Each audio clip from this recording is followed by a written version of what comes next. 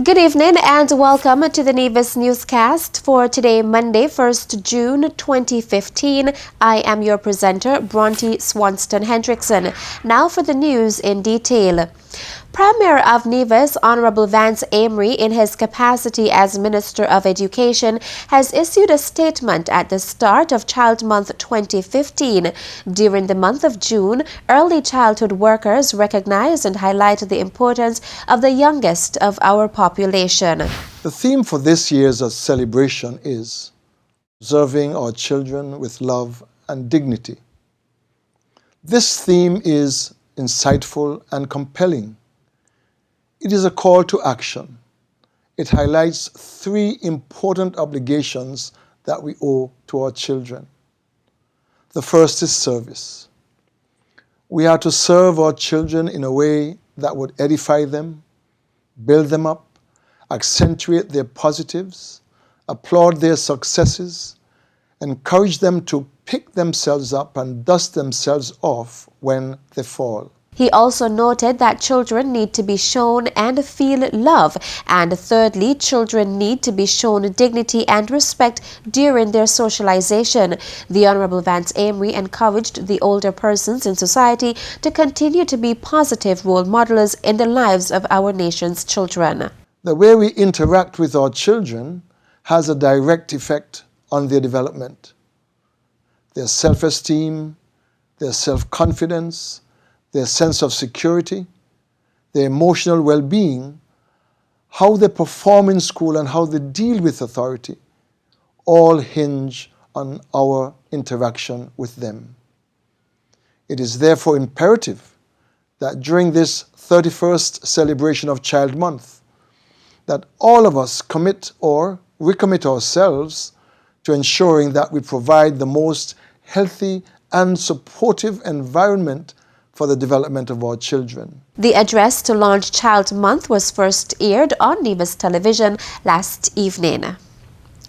The 31st anniversary of Child Month celebrations here on Nevis will this year be held under the theme Serving Children with Love and Dignity. According to Early Childhood Education Officer Florence Smithen, the month of activities will begin with a promotion and tag week at the various early childhood learning centers starting today, June 1st to Friday, June 5th. She then outlined some of the other activities that would involve the Ministry of Tourism. On June 2nd and 3rd, we at the Education Department will be conducting or facilitating 2 workshops for preschool practitioners as we explore how we show love and dignity to our children during the large group time or the segment of the day. On June 7th, each preschool and nursery center will join our church family in the various zones for the church service. On June 12th is our famous street parade and T-shirt day. The street parade, which would include home and center-based nurseries, preschools, government officials, and various stakeholders, will begin at the Nevis Cultural Center in Old Hospital Road, journeying through the streets of Charlestown and culminating at the Grellhouse Stevens Netball Complex at 9 a.m.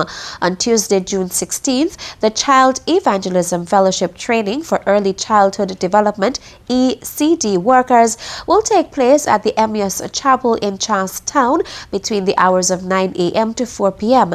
This training will entail various ways the ECDs can make their devotional time at school more meaningful to the children. We are inviting the general public to come out on June 18 at the Cultural Complex at 5 p.m.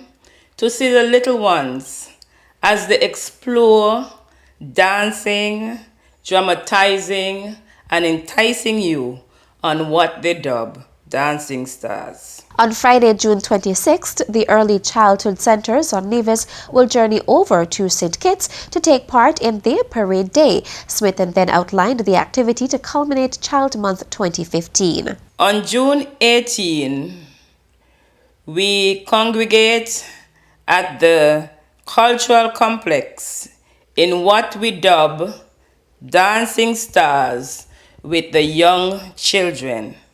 This promises to be very exciting and fun for the children. So we are inviting the general public to come out on June 18 at the Cultural Complex at 5 p.m. to see the little ones as they explore dancing, dramatizing, and enticing you on what they dub Dancing Stars. On June 26, we join our counterparts in St. Kitts as usual for their annual parade day. On June 30th, we partner with the youth and sports as we engage our children in what we call a fun day. It's a fun day with a difference. The children will be coming during the day at various times allotted to them. They will be engaged in activities that are being facilitated by the Youth and Sport Department and also the librarians at the public library. The fun day will take place at the El Camino T. Willett Park in Charlestown. Smith then expressed gratitude on behalf of the Early Childhood Development to the Social Services Department, the Ministry of Health, the Ministry of Culture, and finally the parents who have been the main driving force behind the children. Coming up, DJ Association of Nevis hosted a concert dubbed Musicians Against Crime and Violence. The details after this break.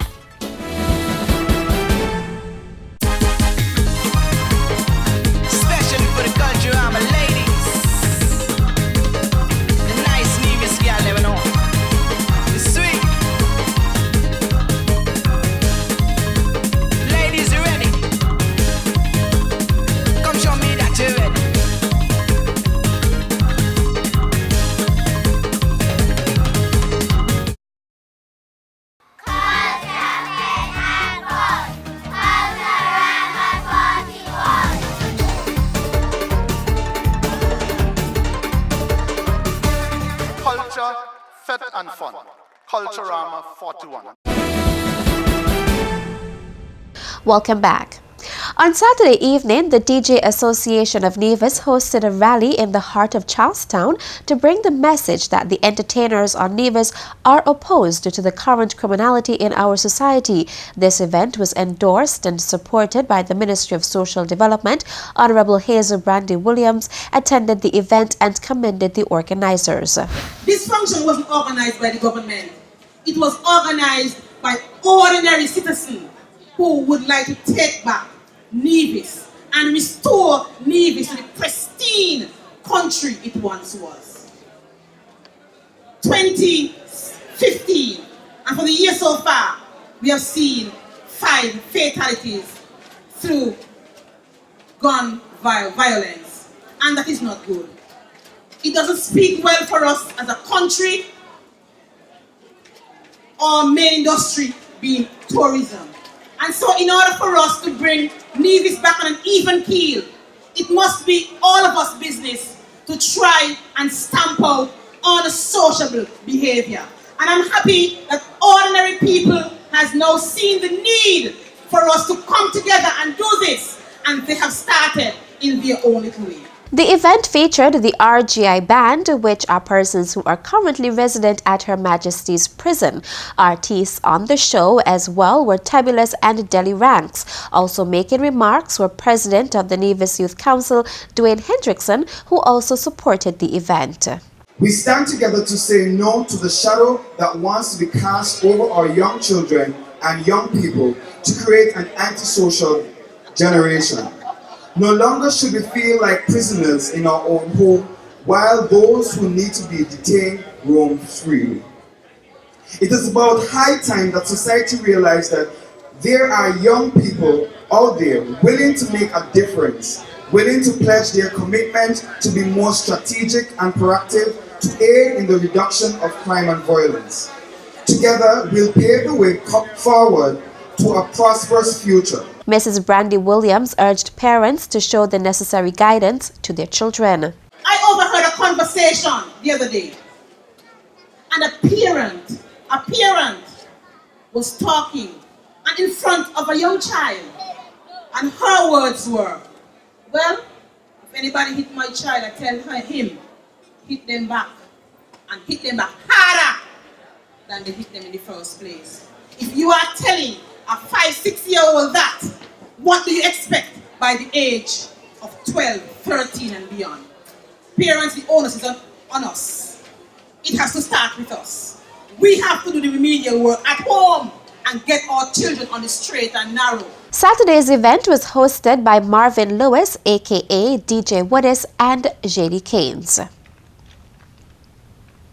A 6-man delegation from St. Kitts and Nevis will join counterparts from 185 member states of the International Labour Organization (ILO) in discussing a wide range of issues at the 104th session of the International Labour Conference. St. Kitts and Nevis's team will be headed by Federal Minister for Labour, the Honourable Vance Amory, Labour Commissioner Spencer Amory, and Senior Labour Officer Shernal James, who heads the ILO desk in the department, will support him.